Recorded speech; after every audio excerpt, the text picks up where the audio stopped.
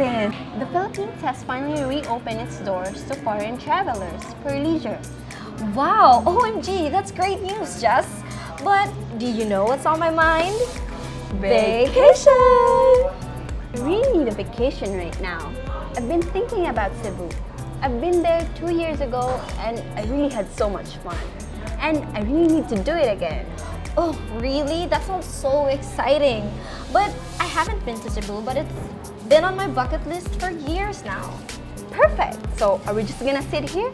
Let's book a flight now. Sure, but wait. Are there any entry requirements that we need to prepare? No problemo. All we need is a One Health Pass QR code, a vaccination card, and a travel insurance. Then we're good to go. Wow, okay. Let's pack up our things and let's get going. Woohoo! Cebu, Here we come.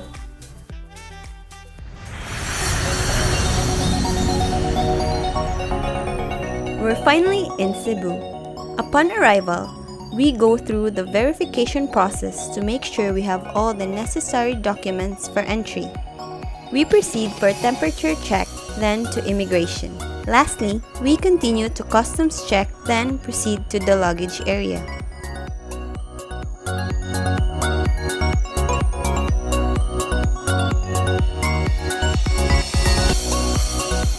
After the airport, we went straight to our hotel in Mactan, where we're staying for the night before we continue to South Cebu for our first activity.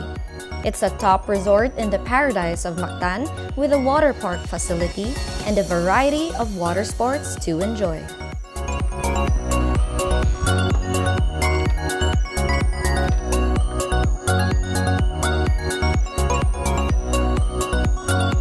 Wow, this room is so nice. Yeah, this room looks spacious. Look at this bed. It's so huge. Yes, that's right. I'm so excited for tomorrow's trip. Me too. I have an idea. Why don't we vlog our trip here in Cebu? Wow, that's a great idea, Jess. Let's do that then. Okay, we'll rest for now and prepare for tomorrow. Okay.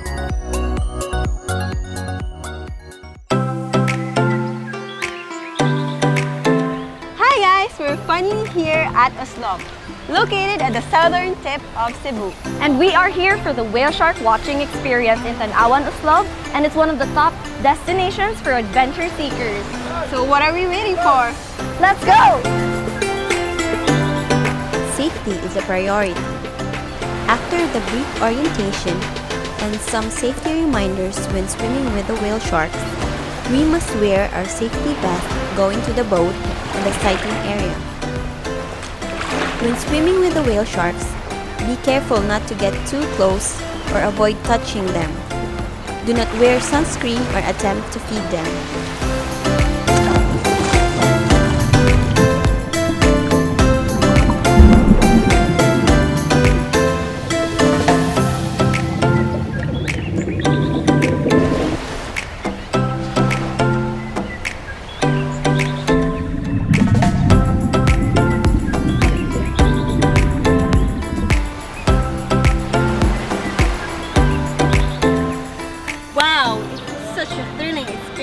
Isn't it? That's right, and that is something that you should try when you come to Cebu. Next stop is a 10-minute drive from the whale watching spot, is the Tumalog Falls. It's a unique beauty that features a curtain of water falling down the face of a monolithic limestone cliff. There is a large swimming area at the base of the falls where you can take a dip to cool off.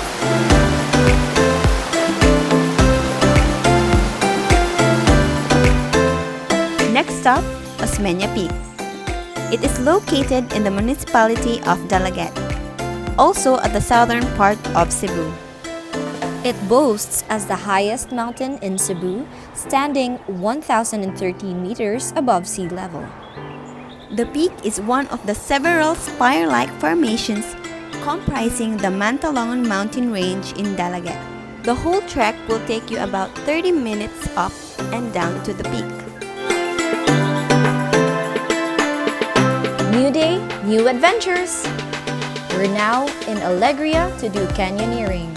Canyoneering is slowly but surely making waves once again. This extreme activity involves walking, scrambling, and hiking through ravines and gorges, descending down waterfalls, and cliff jumping into rivers and pools. It's a thrilling, adrenaline-packed, full-body workout experience. After the canyoneering, we proceed to Muaboal. This is a tourist spot in the southwestern coast of Cebu province that is best known for the sardine run. This underwater marvel is such a breathtaking and surreal experience. Imagine swimming amidst millions of sardines in crystal clear waters. We're even lucky enough to come across sea turtles while snorkeling.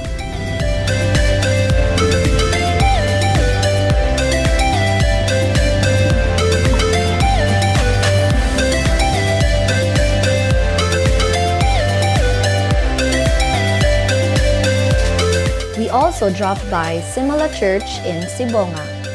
People in Cebu don't miss this church where the miraculous image of Mother Mary is housed. It's visited by the thousands of devotees yearly, especially on significant religious occasions.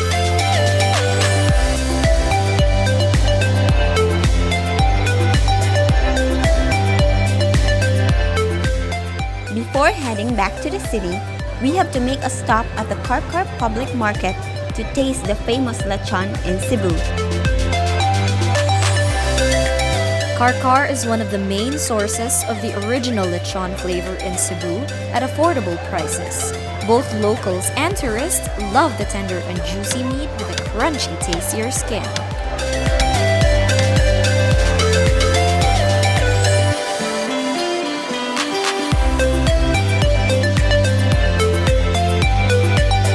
Just recently, on January 14, 2022, the city of Karkar, together with San Vicente in Ilocos Sur, was declared as a heritage zone.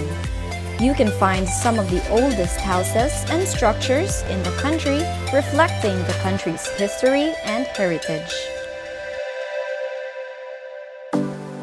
Now we're heading to the dynamic city of Cebu, the second largest city in the Philippines. We spent time visiting the historic sites such as Magellan's Cross, which is a significant icon that symbolizes the start of Christianity in the country. Just recently, the Philippines culminated the one-year commemoration of the 500 years of the arrival of Christianity in the Philippines. Just beside it is the Basilica Minore del Santo Niño, considered as one of the oldest Catholic church in the Philippines. Every year, a festival called Sinulog is being celebrated to honor the Holy Child Jesus, Señor Santo Niño.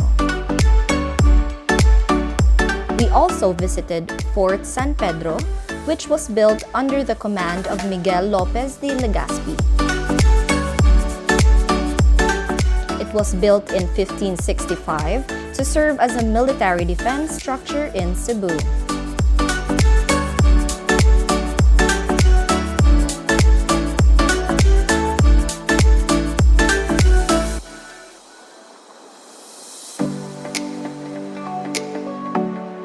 Just about 10 minutes away from Fort San Pedro is the Museo Cebu. Learn about the history of Cebu with some of the city's oldest artifacts. They store some of the old newspaper and communications back in the days.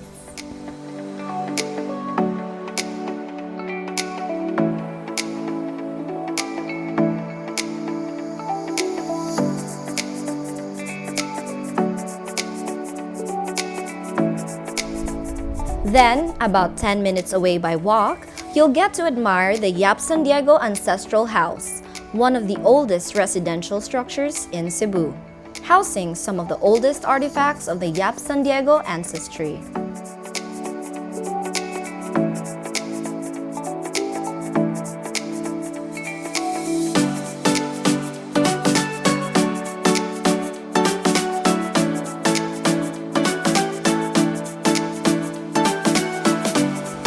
Still within around the area, stroll around the oldest street in the Philippines, the Colon Street.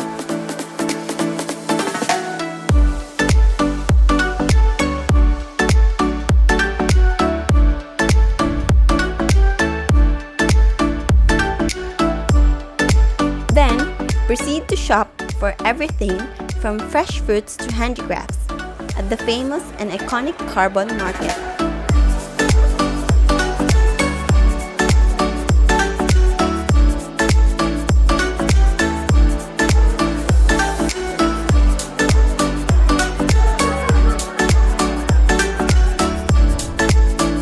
Then, after a morning at downtown Cebu, we went to Cebu Ocean Park, the largest oceanarium in the Philippines.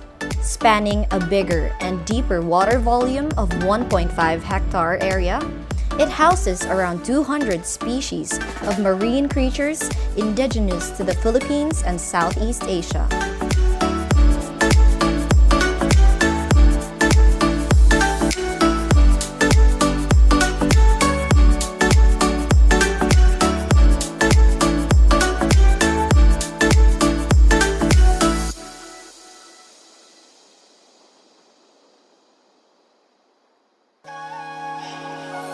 That afternoon, we went up to the mountains of Cebu City to visit the famous Sirao Flower Farm, dubbed as Little Amsterdam of Cebu, located in the highlands of Busay.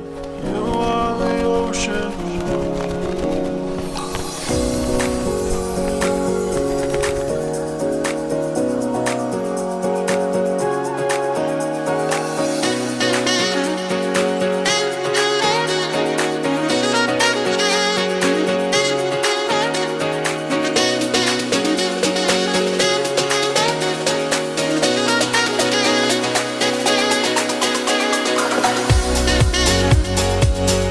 Just a short drive from Cebu City is Mactan Island.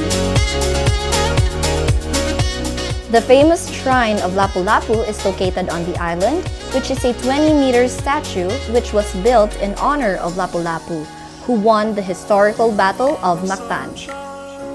Every April 27th, the city of Lapu-Lapu commemorates the victory of Lapu-Lapu. You are the ocean.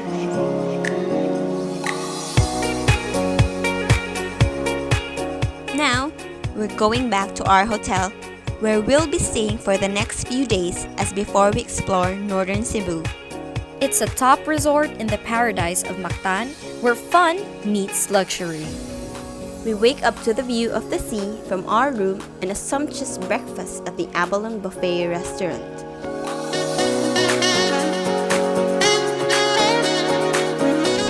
We also tried out a variety of water sport activities.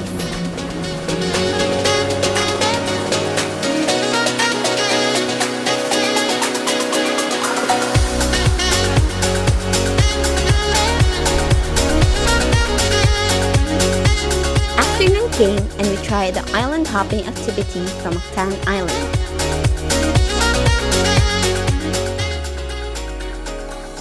We visited blissful white sand beaches and found unbeatable diving spots, just within the reach from the city.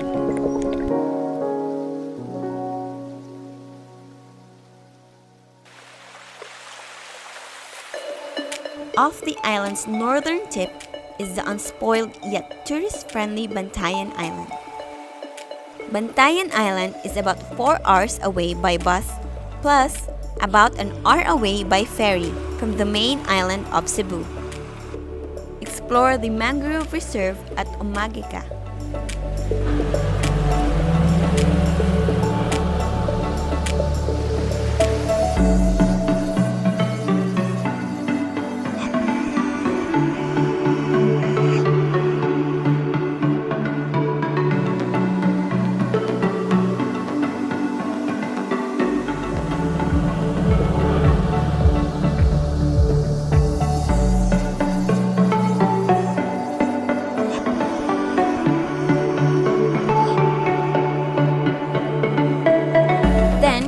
We slip a trip to the Paradise Beach to experience swimming in crystal clear waters and powdery white sand shores.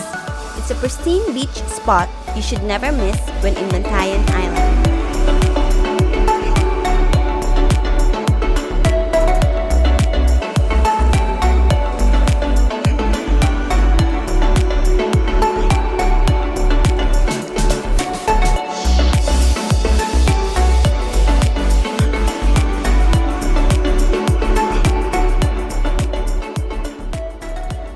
Starting the day off, enjoy the sunset at the Cota Beach located in Santa Fe.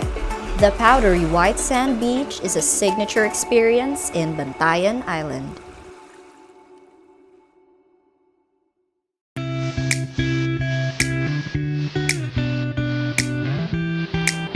Wow, we just toured around Cebu and it was so worth it. I know! From stunning waterfalls to historical landmarks and to pristine beaches to exhilarating activities. This will surely spice up your holiday in this warm and relaxing destination here in the Philippines.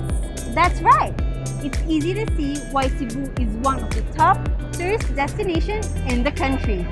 We've experienced Cebu and you should too. So, what are you waiting for? Tara na!